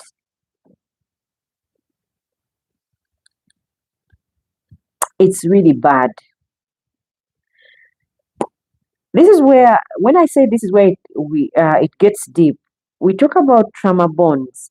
An example, I grew up, I grew up in a home without a father, And so I get this person who also didn't grow up with a father or mother, and then we just grow up and just, mess ourselves up. And this person also leaves, or I leave, and then we leave the kids, and it's passed down. And you keep on living from one person to another. You just keep on looking for the people who have had the same, because you think they understand you, because you think they relate, and you will be able to relate better. It's not also a good thing that we should adopt. Um,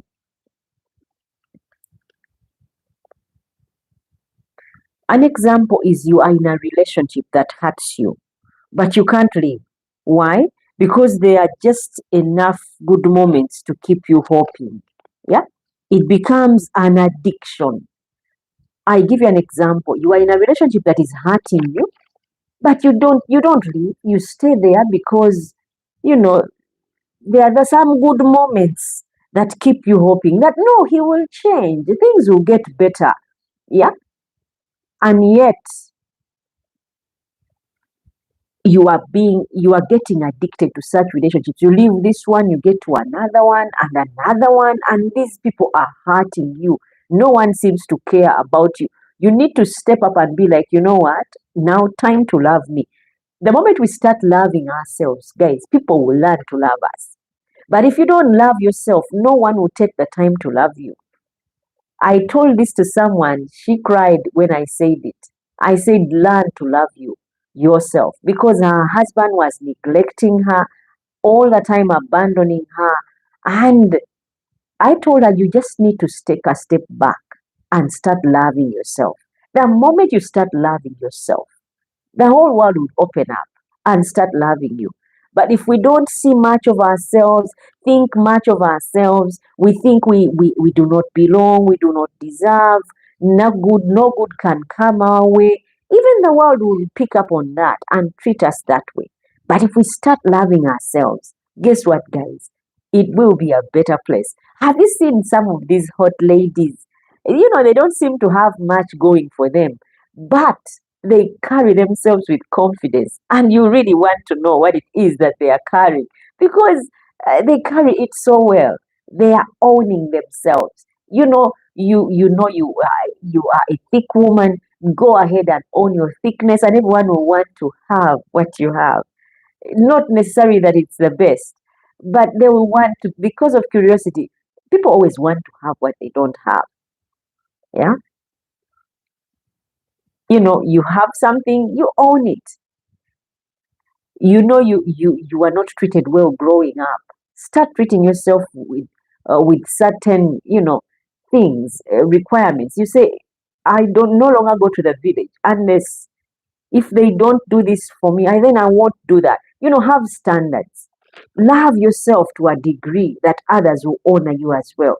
Like, have you ever been to some relatives where you go, each time you go, it's you washing the dishes, it's your children washing and cleaning, mopping? Why do you have to go through that? Be like, I came to visit. When I visit, I don't come with the mops that will mop your house. I don't come with the brooms that are going to be sweeping. So I'll sit and just be a guest. You don't have to be pouring yourself out there unless you want to. But the way we treat ourselves is the way others will treat us. If I don't carry myself with respect, self love, no one will love me. But if I do love myself, they will learn to love me as well. You stand for something. If you stand for something, the world will come around and start loving what it is that you're loving.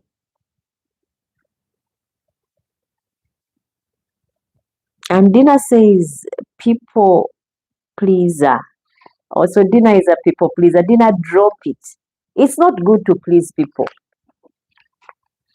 Remember, we said among all those other kinds of people, which one were we? Are you? And guys, it's a live chat. So if you're on, go ahead and let me know where you fall. Dina says she's a people pleaser. I pray that leaves you, Dina. You don't have to make people happy unless they deserve it. You don't have to put yourself down or low for anyone to step on, except you really want to. You really want to have that taken back. You have to possess that back. and stop pleasing people. Because the people we try so hard to please start taking us for granted. They start, you know, undermining us. And guess what? We can pass on those traits to our children. And they also grow up, trying so hard to make people love them, to make people. I tell this to my children, and I tell them, not everyone has to love you. Only those who are meant to love you will love you and will stick by you regardless of what you're going through. But those who are not meant, like the other day, one of my daughters was saying, Mommy, I need to go to school with something packed. Remember, their school, they don't allow parking. But she said, I want to pack something because on Tuesday, some children bring things and sit in a corner and just share amongst themselves. And if you've not packed, then they don't allow you in their group. I said, well, you're not going to pack and you're not be in their group. If they are your friends, they will share with you even without packing. And so next time you bring. But if they are not willing to share because you didn't pack, then they are not your friends. And I refused. I don't know how that went.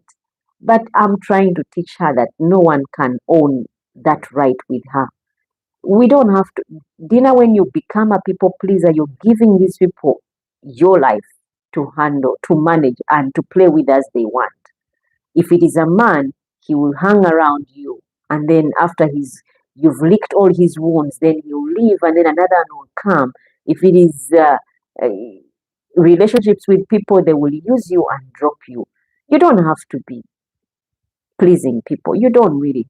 You just have to please one person, that is God, and then let God bring the rest to your way. Otherwise, you don't have to please anyone.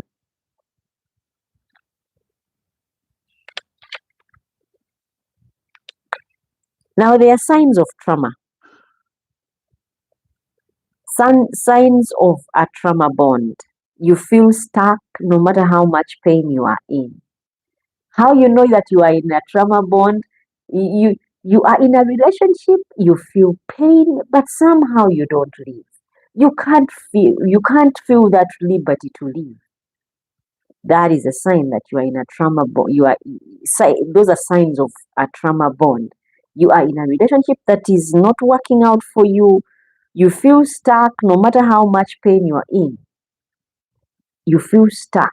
Like you're not going anywhere, but that is a sign that it is the pain that you had growing up that is keeping you in that, you know? So, time for you to do something. You find yourself excusing harmful behavior, always excusing harmful behavior. I want to read what Cedric just wrote. And Cedric says, all trauma fractures our soul as children, but through the grace of God, we can heal when we forgive and let go so that we are able to move forward. I hope, Dina, you can hear that. I will say what he has just written again. He says, all trauma fractures our soul as children, but through the grace of God, we can heal when we forgive and let go so that we are able to move forward. Now, there are two things he mentioned, forgiving and moving forward. Because once you forgive, you are able to heal. You are able to heal and then move forward. Otherwise, you stay there dwelling on what never happened. Remember when we were starting, I said this is not a podcast about blame game. We are not going to blame those people that were not there, those people that abandoned us, those people that were never present, those people that mistreated us, that abused us. No, it is not about it. It is finding. Yeah, remember I told you while we were starting that it's about understanding why we react a certain way. Now you realize you're acting as a people pleaser. The moment you understand that I'm a people pleaser, then you change it. Whatever it is that you've realized, if you don't like it, you change it. Like I was telling you, I realized I was a runner, always on the go. I don't want any commitments. I don't want, any sign someone is trying to get close, I run. I was a runner, but I had to, sit down myself and be like, why am I like this? Why is it I don't want people to get close? And then I realized it's because my mom passed when I was young and my dad was never there. So I made my circle and made it really small, where it was me and my siblings. That circle was hard to break. And I don't even know how I got married because I never saw myself break that circle and get out of it. I never, I guess, like Cedric has said, it takes God allowing Him to come in and heal us. And then we forgive and move on. Because once we do, we are able to heal easily and then move on, put the past behind us and move on. Cedric, thank you so much for that advice. Now, another sign of a trauma bond is you find yourself excusing harmful behavior.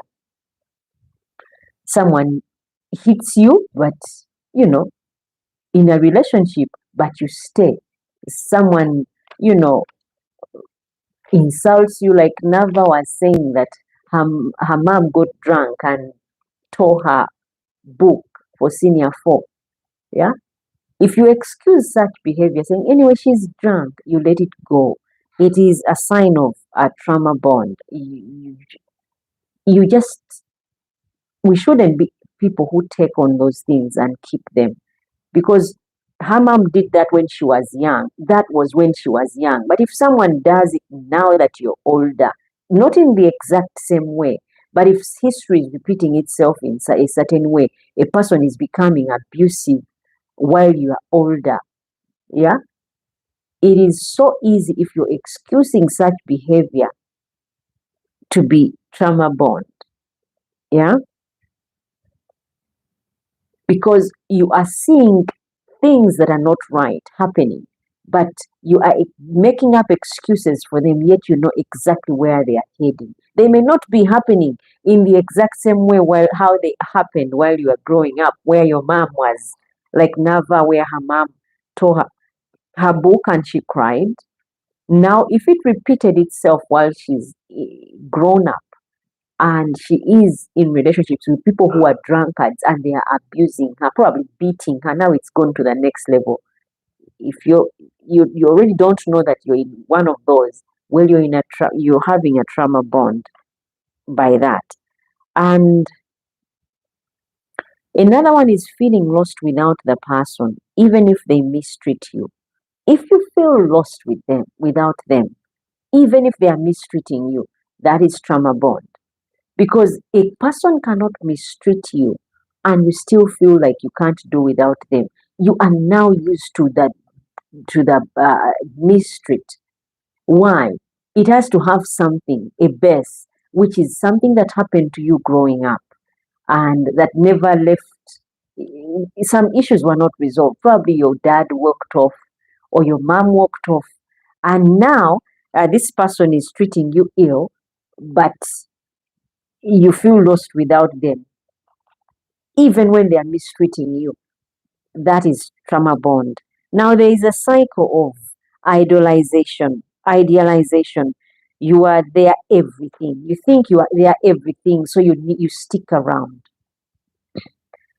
Yeah, like growing up, you're the oldest, and they used to entrust you with everything in the house. You're the one supposed to be the adult, and so you grow up.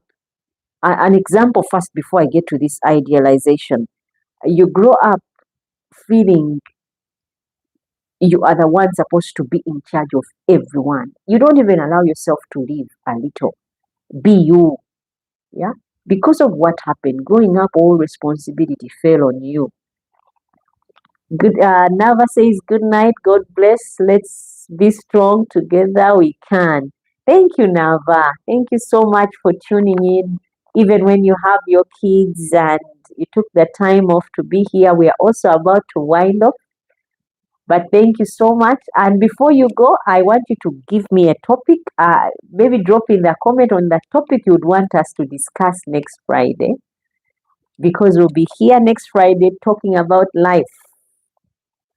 And anything that is happening in life is what we'll be talking about. So you can drop in the comments what you would want us to discuss. I was talking about idolization. You are their everything. You think you are their everything. You are their ideal thing. They always uh, mistreat you under the guise of you are my everything, so you can't leave, and so you stay, even when you know that this is not helpful, it's not healthy. And also devaluation. They criticize, withdraw, you know, they criticize they criticize you. If someone is criticizing you all the time, devaluation is they are always criticizing you, never do anything right. Yeah. And because it has happened in the past, you easily accept, because you grew up, no one was assigning you to anything, no one was taking you serious, no one noticed you, and so you think with this person who is constantly criticizing, maybe that's what it should be, when it actually shouldn't be the case. Yeah. They discard you, they ghost or break up with you. Those are signs, guys, that you have childhood trauma still playing in your life. If someone is devaluing you, if someone is discarding you, always ghosting you, ghosting meaning they say they will come and then they don't come. They say they will meet you and then they don't meet you. Cedric says, God bless and good night also. And hoovering, they came back with apologies and leave love bombing. Yeah, we've talked about love bombing and apologies. You know, like these are cycles. A person devalues you, discards you, hovering over you. In other words, they idealize you. They keep on. They give you an image of what you want to hear or what seems right, but then actually they're not doing it, and you stand it. Why? Because of something that happened to you while growing up. No one ever, you know, valued you, no one ever considered you, idealized you. And so, because this one is coming in under that pretext, it is so easy to embrace them and take them on. Now, there's a story that I have from Eva before we conclude. Eva says, I had a parent who was unpredictable, loving one day, cruel the next. And I never knew which version I would get. That became my model of love. Now, as an adult, I took someone just like that.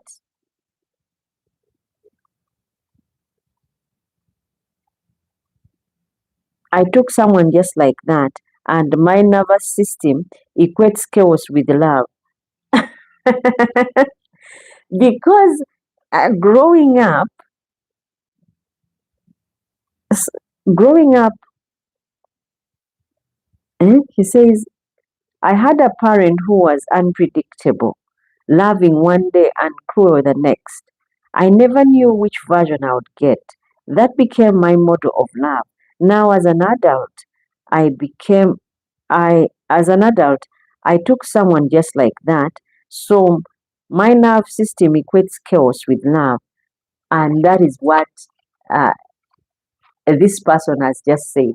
Because now, because of the parent that was good at some point, and then the next one she's cruel, the next one she's loving, she's now dating a person who is just like that, because that's what she grew up seeing. Now she thinks that that is the ideal, the right way of living, and those are the right people to hang around. May God help you, Eva, realize that that is not how life is. And that is not how love is. You love in one day and cruel the next because of your parents. I don't know whether it's your father who was like that, and so you think that is how men should be, and that's how relationships should be, where your man loves you today and he's cruel the next day. Because you said now you never knew what version you were going to get, and that became your model of love. Well, there is better. People can really love better. You just have to demand for better. The thing is, we never ask for better, and so we get whatever it is that we deserve. But if you have standards, you have things you need in life. You set your goals. As long as they are not so high, and aim for them, you'll be able to get them back. Guys, thank you so much for tuning in. I know we had a glitch starting off, but you guys have been amazing. And Cedric, thank you so much for being here till the end. And Nava, thank you for the comments. Dina, thank you so much. And Jasper, thank you for the comment as well. Kirane Corey, thank you so much, guys. You've been a blast. And Rogers, thank you so much, guys. You have been a blast, and I'm glad that you've tuned in. I hope you can let me know which topic you'd want us to discuss come Friday as my camera person comes and prepares to end the session. Thank you so much, guys. Otherwise, you can drop in the comment section what you'd want us to discuss, and we will be able to give it thought and see if it's the one week that flows with what we have prepared for next Friday. Otherwise, we do Friday nights. Every Friday, it's a live chat, and you can go on and drop in the comment section. Let me know whether you've enjoyed. And if you're not subscribed, go ahead and subscribe. You'll be able to get notification of videos as and when they drop in, and also get to know what this channel is all about other than Friday when we do Friday. You have been amazing. And until next time, when we do yet another live chat, guys, I want to say good night and God bless.